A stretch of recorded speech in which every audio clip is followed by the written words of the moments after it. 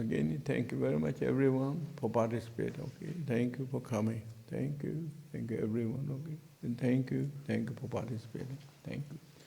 Again, we continue to go through the teachings of the gracious kindness, compassion of the teacher, the Buddha Shakyamuni, who gave the teachings 2,600 years ago, and that came continually carried by so many great masters, so many great Dharma patrons, support and help, uplifted and came to Tibet in the 8th century by the great master and kindness and compassion, powerful and a mighty master of the Guru Masamba, who brought the teaching and subdued invisible beings of all Tibetans, as well as also visible beings of the Tibetans, made perfect the vessel for the Dharma, vehicle and the container for the Dharma, so they can observe the teaching by joy and devotion, and courage and commitment in their heart and mind.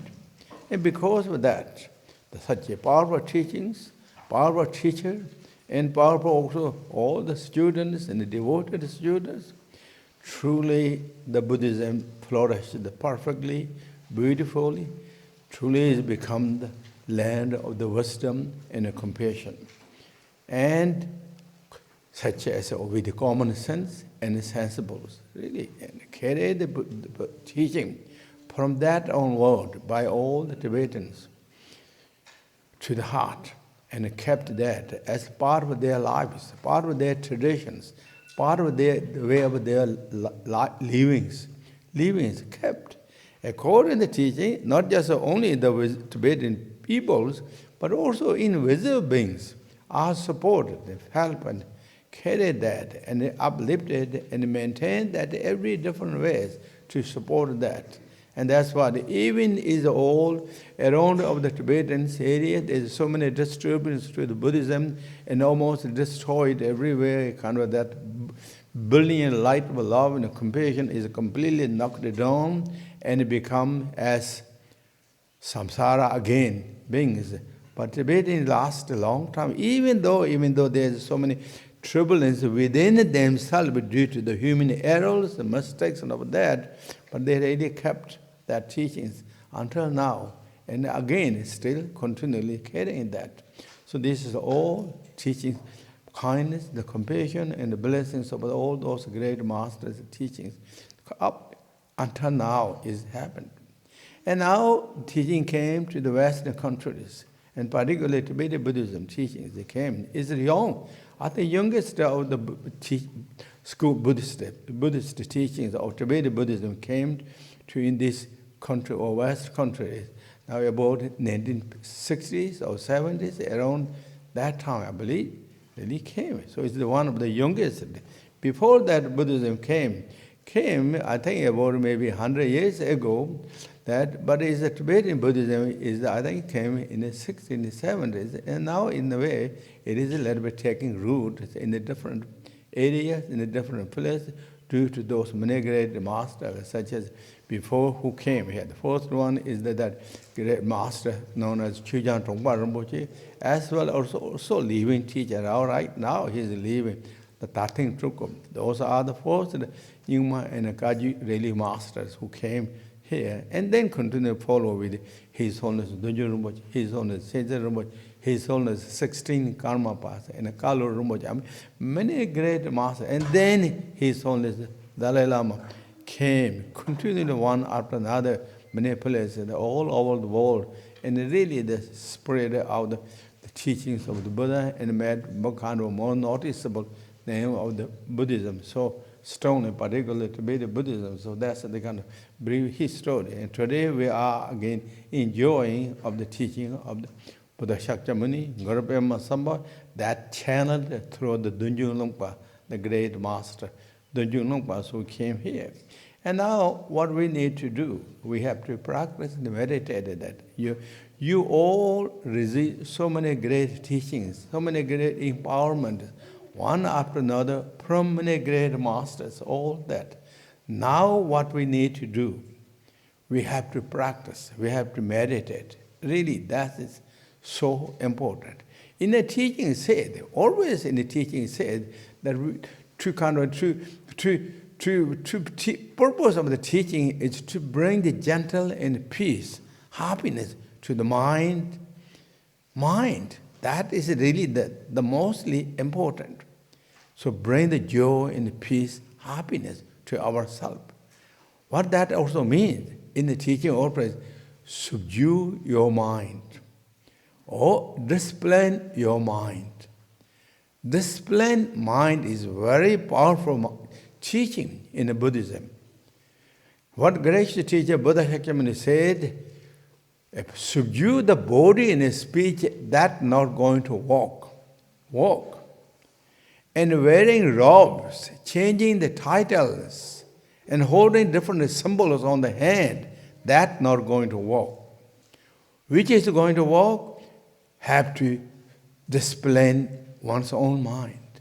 Once only you discipline your mind, then you discipline the speech, discipline the physical activities.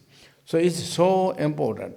And for that reason, in the teaching often said, every time when in the teaching gives, in the practice lineages, the masters always reminded to re-strengthen, re-correct our motivations. Motivation is the foundation, means the mind. Take care of the mind. Look to the mind.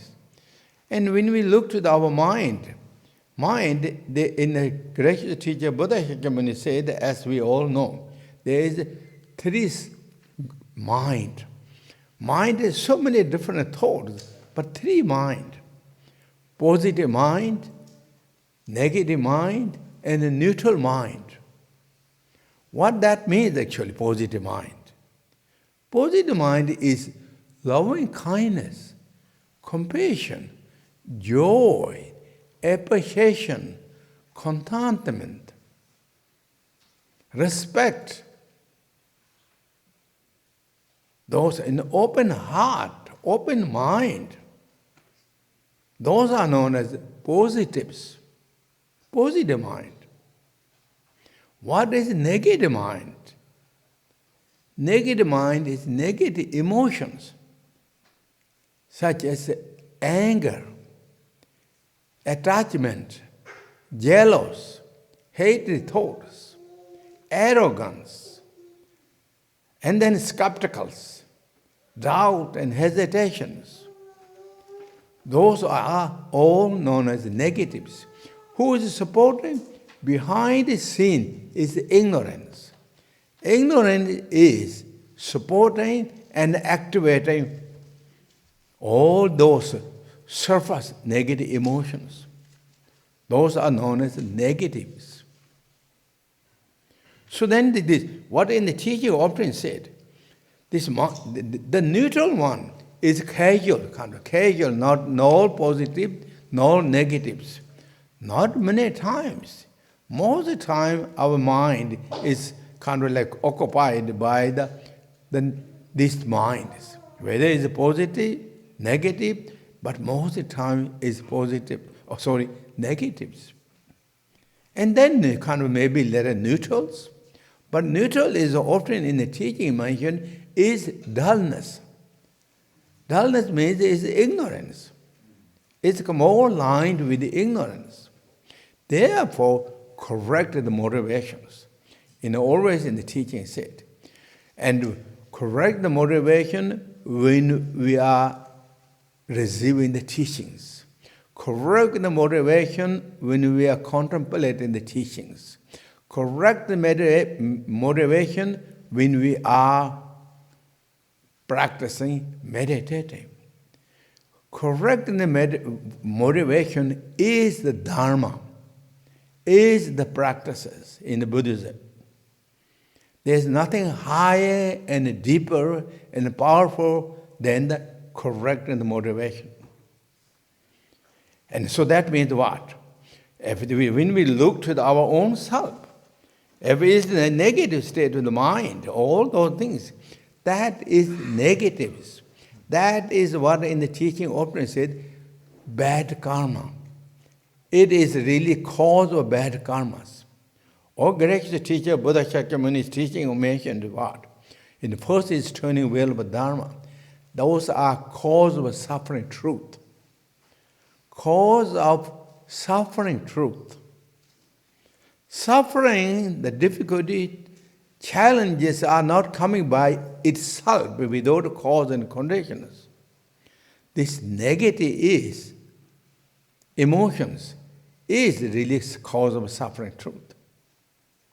So when we have those thoughts in the mind, we are patholizing, we are maintaining, we are kind of gathering, accumulating the negatives and cause to be suffering.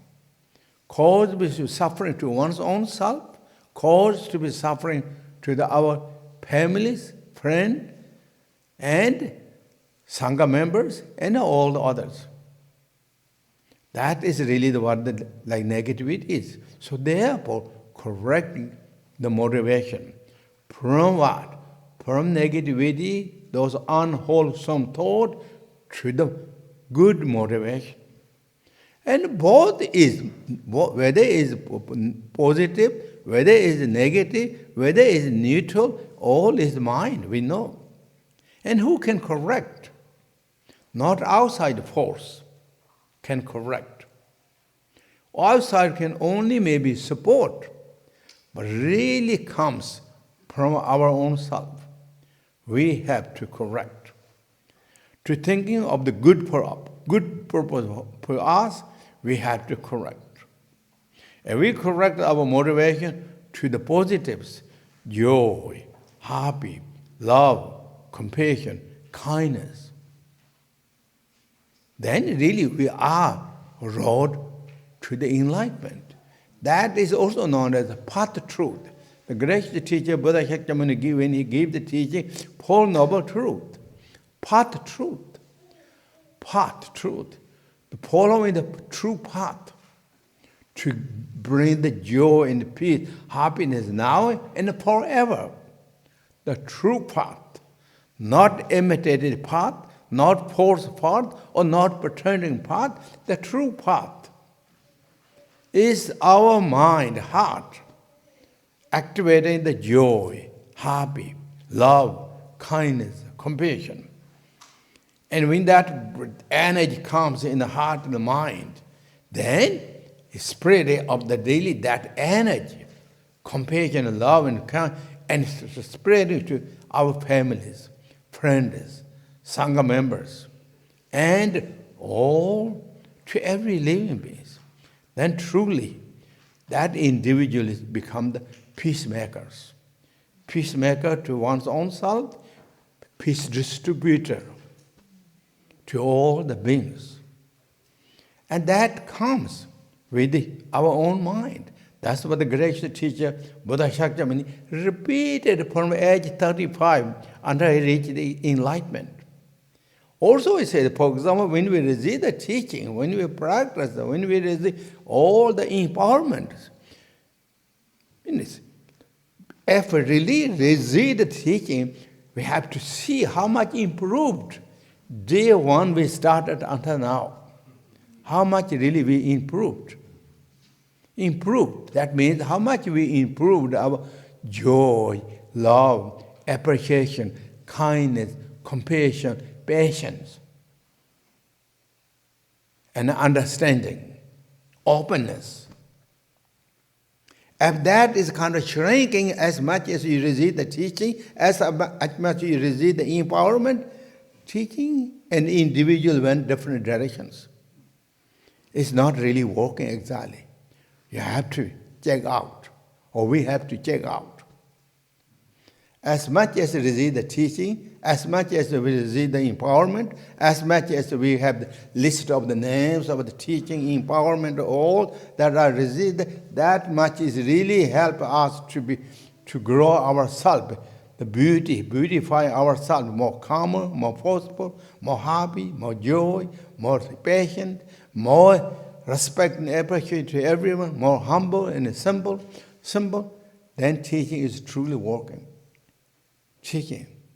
Even you didn't receive so many different teaching, empowerment, but if you have that, in the teaching often said, that is really your teaching is making the difference. So those all is really so important. And with that, and then of course, the bodhicitta, again, is positive. Bodhicitta is so important. As much as we have all the teaching, the practice, the meditate, and know Dharma teaching, and we learned more kindness, more compassion, as I said, then is so special. And then also pure perceptions. Pure perception is the understanding of the mandala of the nature. As we are going to the Tantra teachings, that everything is enlightened status. Everything. It's not just pretending enlightened. Originally is enlightened. That we said yesterday. We went, not just we said that, but you know, the pure from the beginning. It's all displayed from the pure from the beginning. And with 5 wisdoms. The energetic quality, they arise in that. That is true nature according to teaching. When we get enlightenment, we get back to that status. We discover recapturing our dominions, our realizations. So therefore those are known as the pure perceptions. Or another one in the teaching said, have the realization of the 3 Vajra status. Vajra form, Vajra speech, and a Vajra mind. In order to ignite that qualities, then always in the teaching said to practice this now with the joy, with the devotion, and then with the appreciation, then practice and meditate. They kind of ignited that qualities. More strongly, is always in the teaching said that then devotion is so important.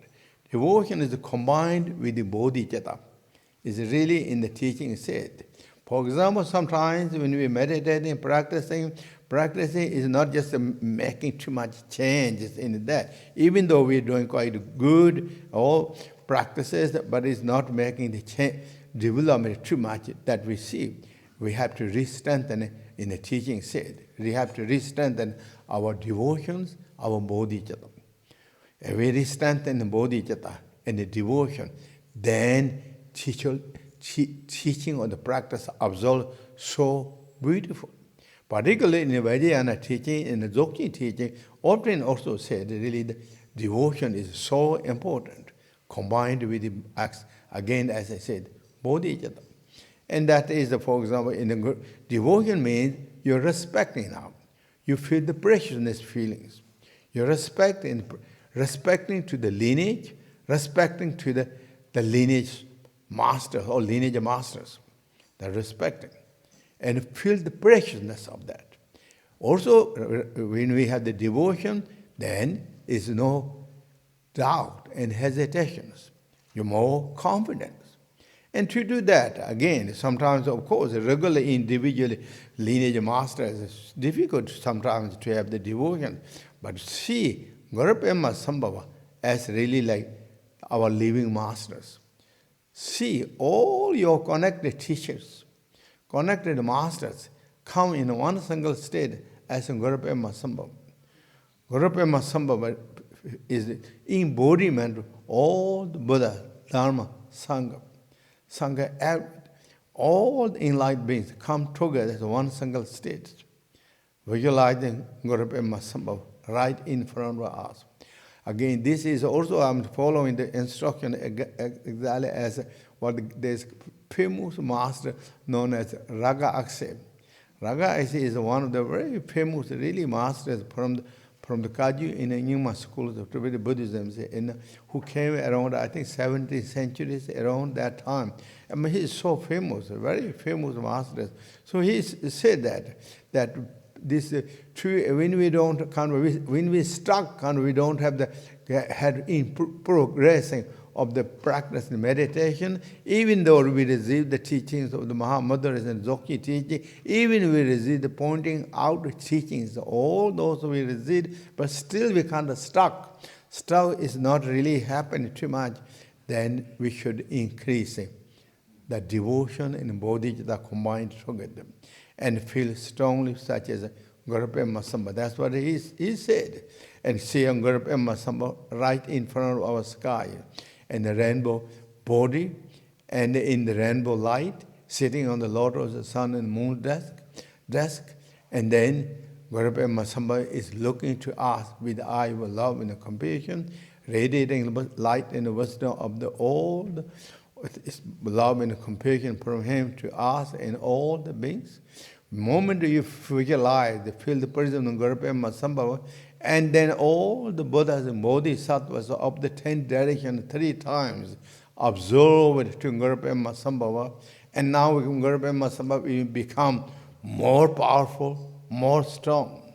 And all your lineage masters, lineage precious teachers, whoever connected, all merge to Gurupa Masamba.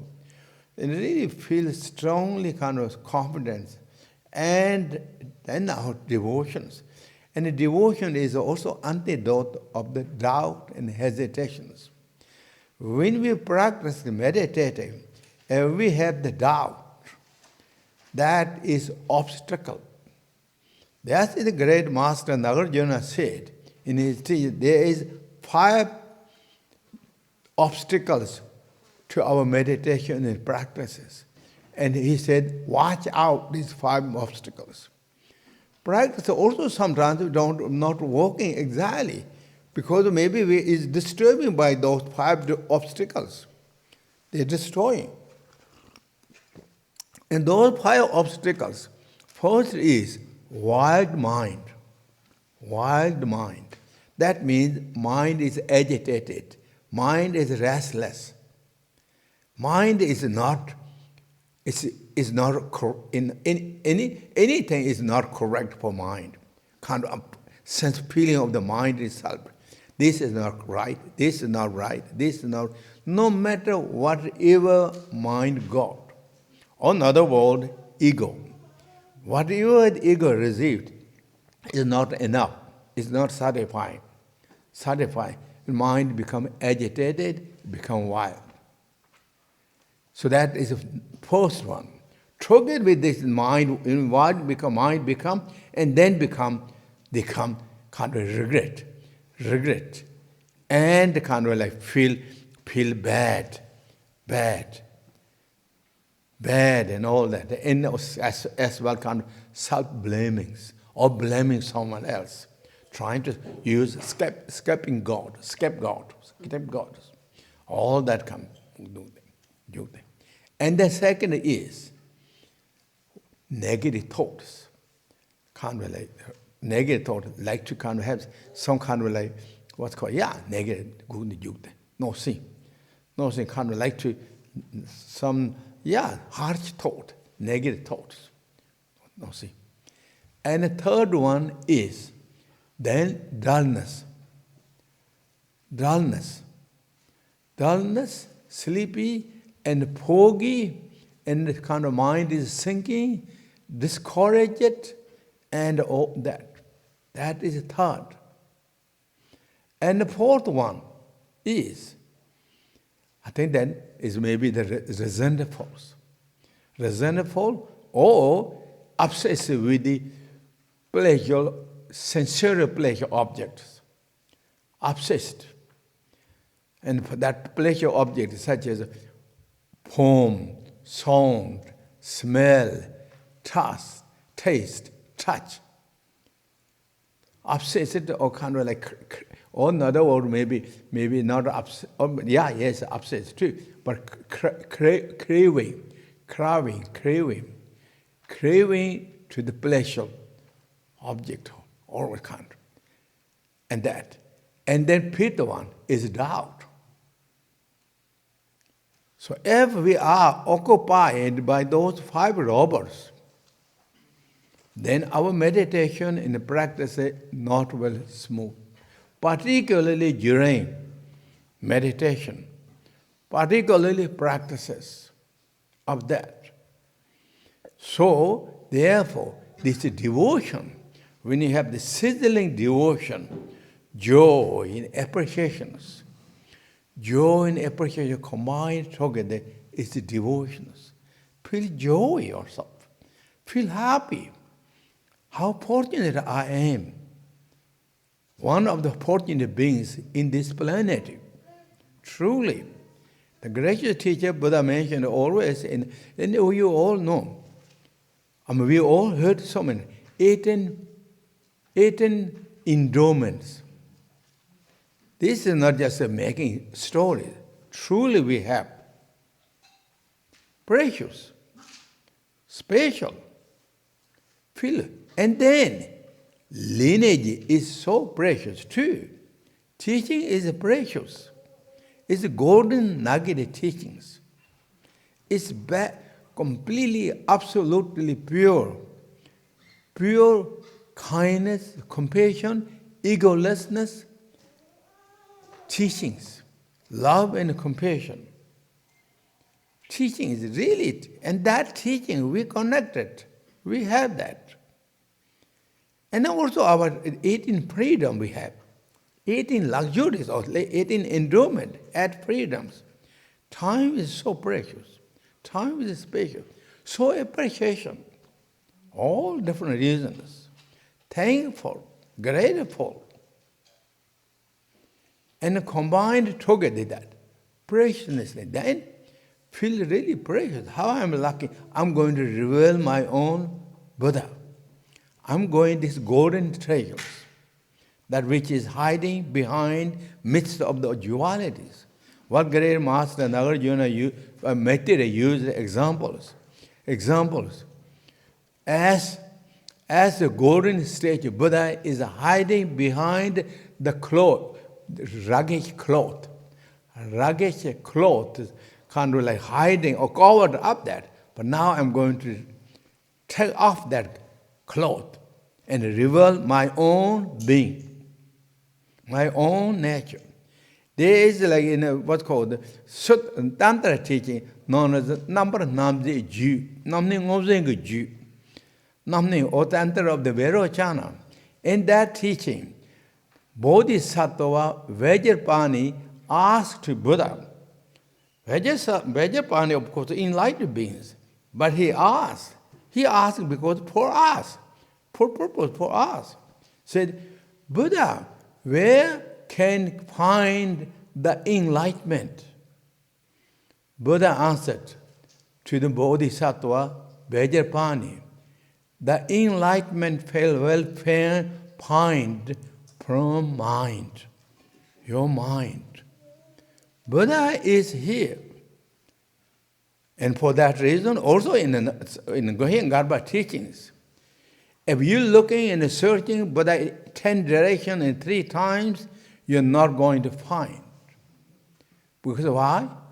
Buddha is with you. If you're looking somewhere else, not going to find. Buddha is within. Buddha is with us. How to reveal that? With joy, with appreciation, with precious feelings, with confidence. That all combined is the devotions. Have strong devotion. Really feel sizzling devotions.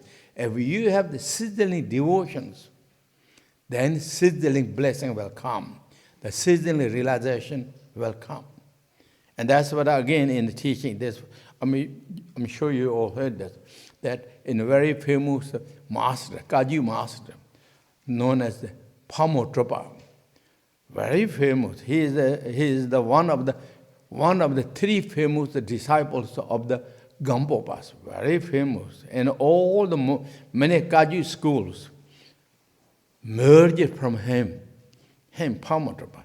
He said, if you don't pray with the devotion to the glacier mountain of the Lama of the 4 Kayas, the blessing, water, if you don't have the light, sunshine light of the devotion of the glacier mountain of the 4 Kaya of Lama, then blessing water will never come. Water will never come. And therefore, activate the devotions.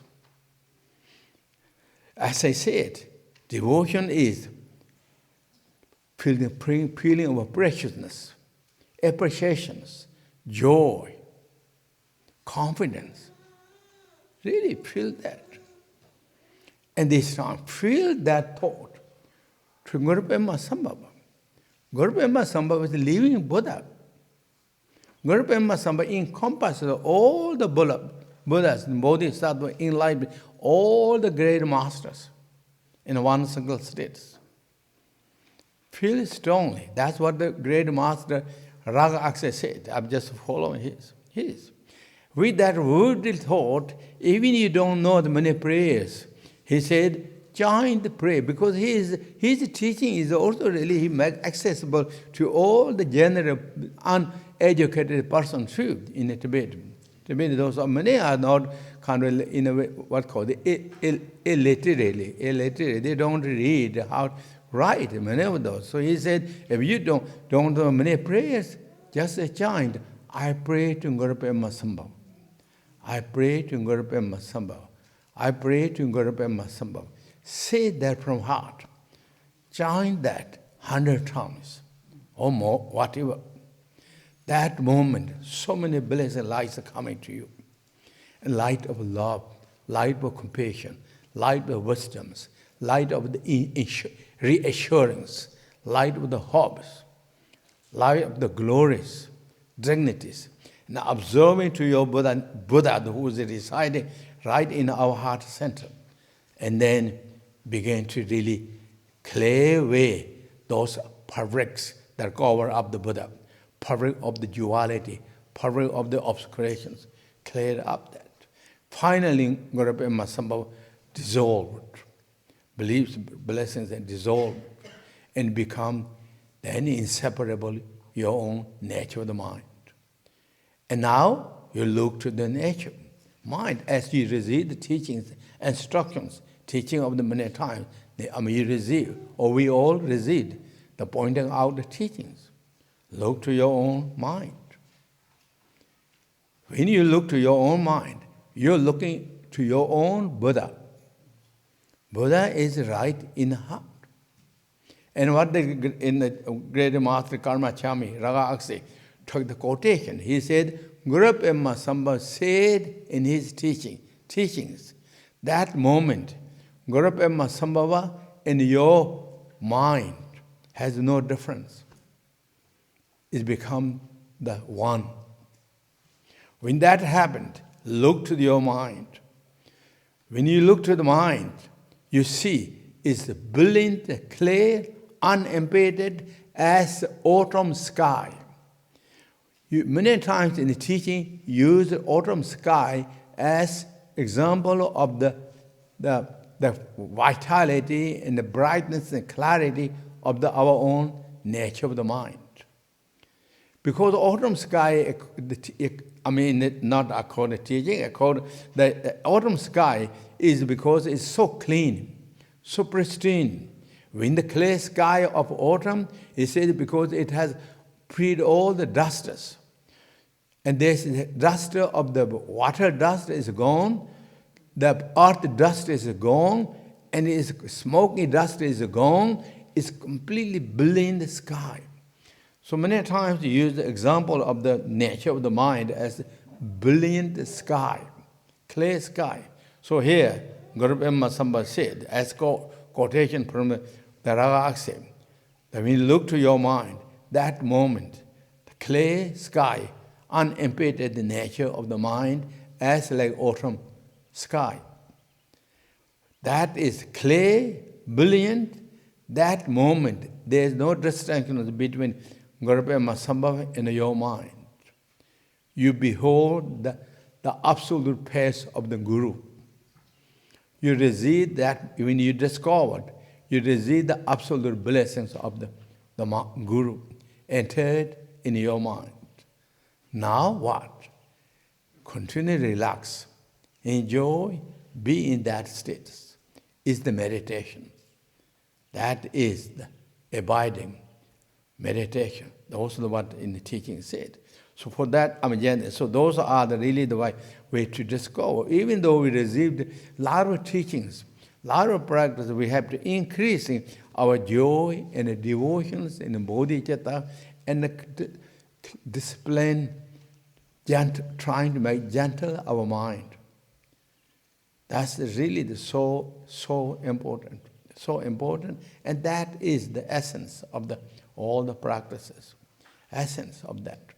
So when we see that, then we're really doing very well. And so with those understanding, and with those are just generally, I'm reminding to all of us, we need all of this. And then of course also meditating and the nature of the mind. Nature of the mind, we look Dzogchen teaching, we're following the Dzogchen teaching, you receive the many Dzogchen teachings, many different occasions, you know that, but have to practice and activate that with the joy and the devotions. At the same time, although every time, in this every session, start with pour this mindfulness status.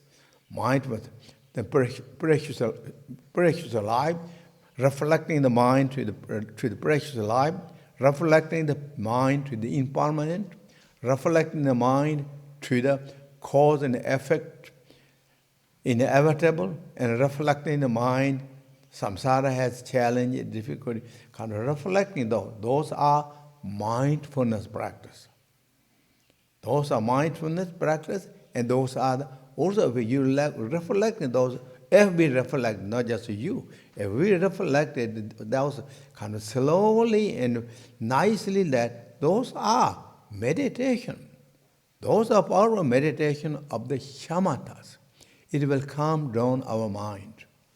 It will make our mind more rest, relaxed, more practical. Really, it's so powerful. So reflect those thoughts as much as also you can. Together with all that, then the practice really goes so well and beautiful, and with those understanding. And now we go to our here at chapter. And yesterday we're going through